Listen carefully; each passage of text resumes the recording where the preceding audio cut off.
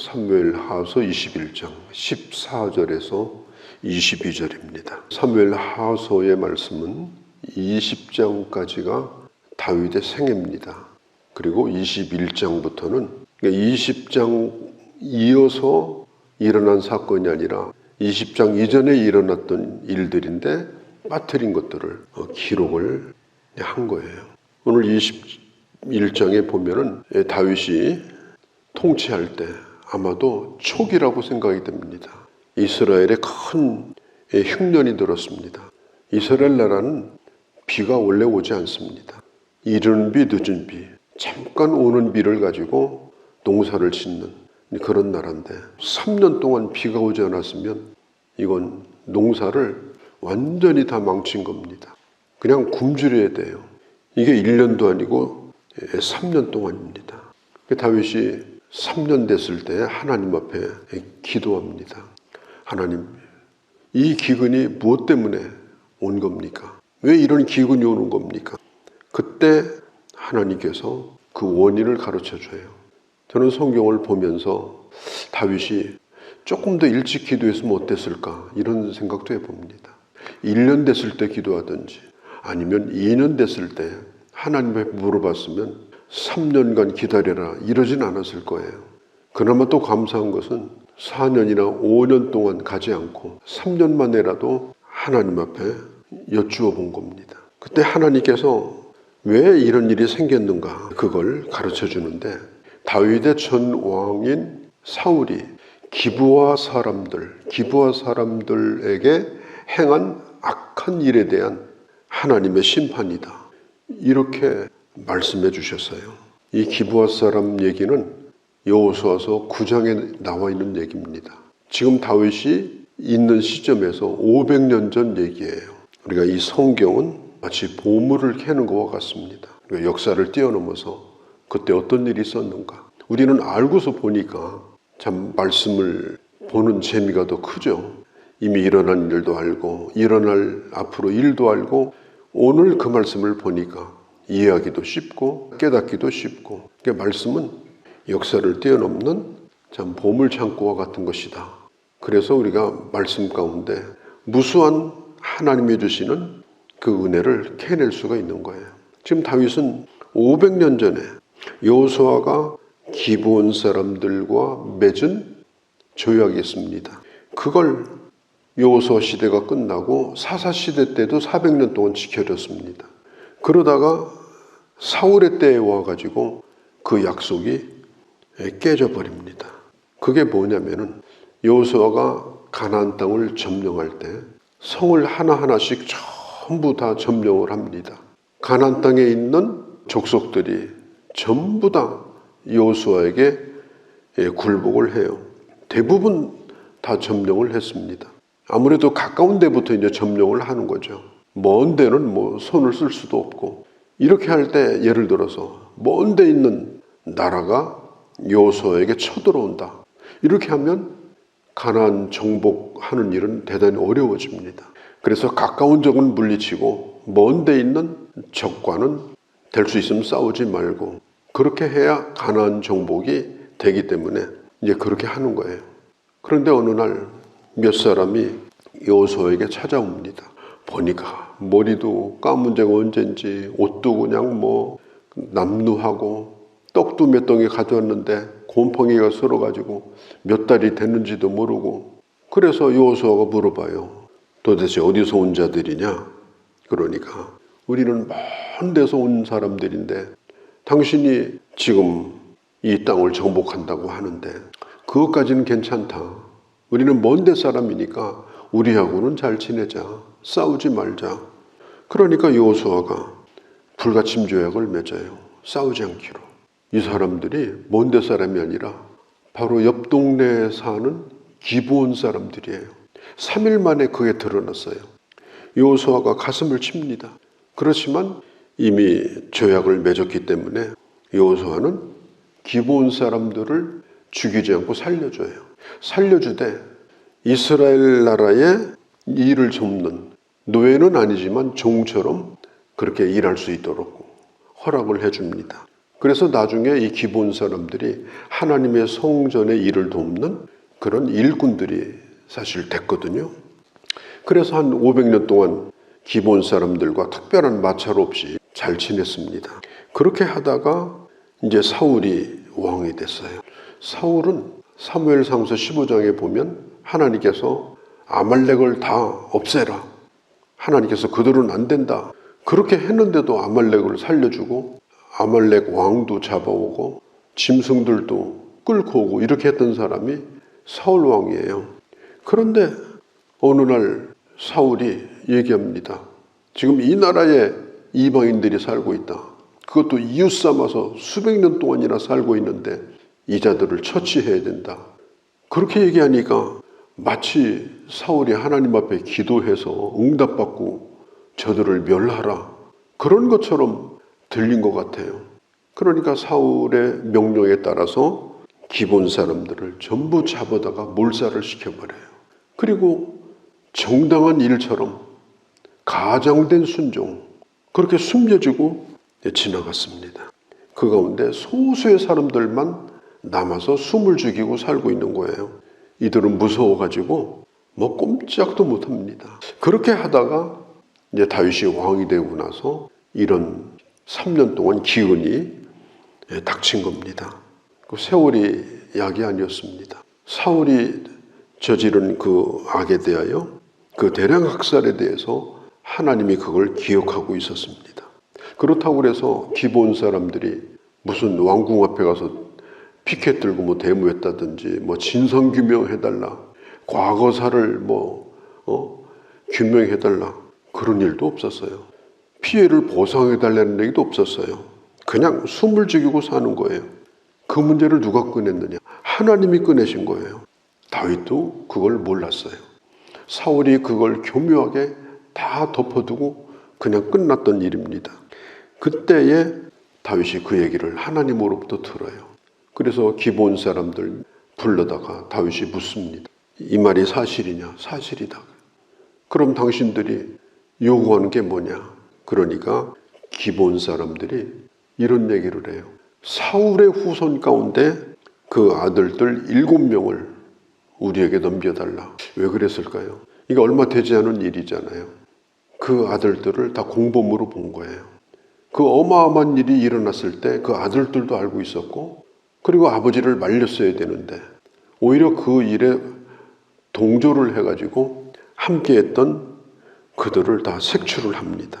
기브온 사람들에게 7명을 넘겨줘요. 그러니까 기브온 사람들이 그 사울의 그 아들들 7명을 나무에 매달아서 다 죽입니다. 다윗은 이 일을 하면서 슬퍼하거나 동정하지 않았습니다. 그 죽었던 아들들 가운데 사울의 첩이었던 니스바의 2 아들, 그 다음에 다른 그 아들들 5 이렇게 해가지고 7명이 죽었습니다. 그런데 그 니스바가 사울의 첩이었던 니스바가 그 아들이 죽고 나서 그 아들의 시신을 거두지도 못하고 이때가 언제인가 하면은 약 5월 달입니다. 추수기. 성경에 보면 곡식을 추수할 때라고 그랬거든요. 그때부터 비가 내릴 때 10월 달에 비가 내려요. 그러니까 약 5, 6개월 동안 그 아들들의 죽음을 애통해하면서 그걸 떠나지 못하고 슬퍼하고 있는 그 소식을 다윗이 듣게 됩니다. 다윗은 몹시 마음이 아팠습니다. 왕으로서 공의롭게 그 일을 하고자 했지만 그 어머니가 고통스러워하는 걸 보면서 그걸 견딜 수가 없었어요. 자식이 죽으면 어머니가 슬퍼하잖아요. 다윗은 몹시 마음이 아팠어요. 그리고 또 한 가지는 다윗의 친구였던 요나단하고 사울도 길보아 전쟁에서 죽을 때 그때 시신을 거두지 못하고 완전히 그냥 버려진 상태인데 다윗이 그것도 거두지를 못했어요. 사실 사울이나 요나단은 어디 놀러가서 죽은 게 아니고 나라를 지키려고 블레셋하고 전쟁하다 죽었는데도 그때 상황이 여의치 않아가지고 그것도 잘 수습을 못했습니다.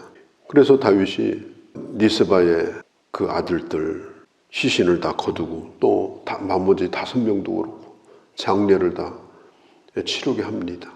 그리고 요나단과 사울의 뼈도 전부 다 수습을 해가지고 그 베냐민 지파가 있는 데가 셀라라고 하는 땅에, 거기에 사울의 아버지가 기스거든요.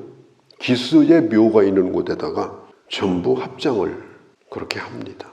성경에 보면 그렇게 하고 나서 그때 비가 내렸다.